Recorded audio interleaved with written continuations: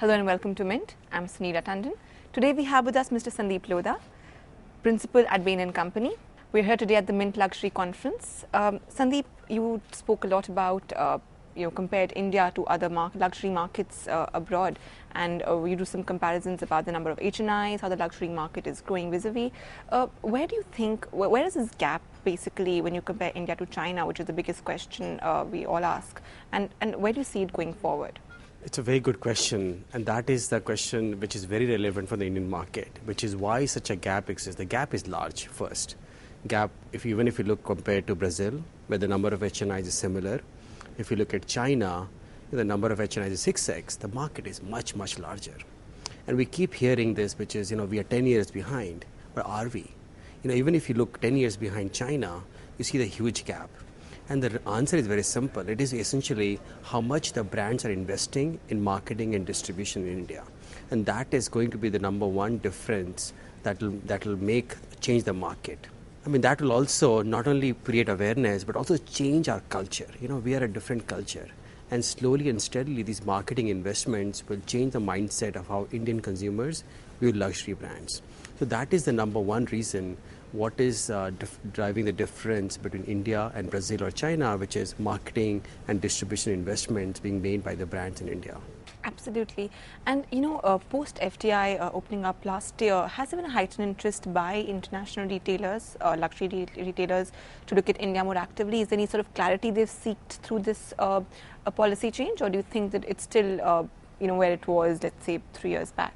It has created a buzz in terms of questions people asking. Does it change the answer? Does it change? Should we be more aggressive? Does it change in terms of is the ease of business to changed in India? And the answer to all of those is no, mostly no. So you still brands would still like to come in with a partner. So 100% FDI doesn't change any much. India is a very different country. There are ease of business in doing business in India is tough. It's hard. And so it doesn't change much, but there is definitely heightened or increased, curiosity about India right now. So there is. Absolutely. Again, real estate is a big challenge for luxury brands looking at India entry. Brands do defer their entry into India because there is not right real estate. What do you think can brands do to explore more options, and any suggestions on that end? This has become a chicken and egg problem. You talk to the developers and they will tell you nobody is lining up to asking for stores. You go to the brands and they say, we don't have real estate. I think it's a chicken and egg problem. I think, yes, there are DLFs who are opening Emporio 2 and Emporio 3. There are new brands, new malls coming in Calcutta. So it is happening, but slowly. But also, if you want brands to be more aggressive and going and asking developers, okay, here is my pipeline of stores, and I'm sure, the developers will build it. They are looking for an active interest early on so that they can actually do it. So it's essentially a chicken and egg problem. Absolutely. And what sort of consumer class going forward will be the pertinent luxury audience in India, and how will that shift come across in the next couple of years? So today, if you take the market, you have what we talked in the presentation, the three segments, the inheritors, the professionals, the first generation entrepreneurs, and these are all HNIs, the wealthy.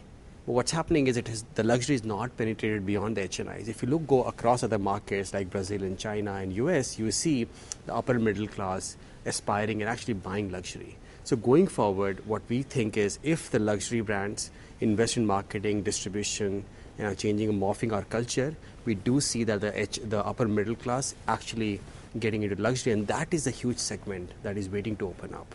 Thank you so much for your insights, Sandeep. That's all we have for you. Thanks for watching.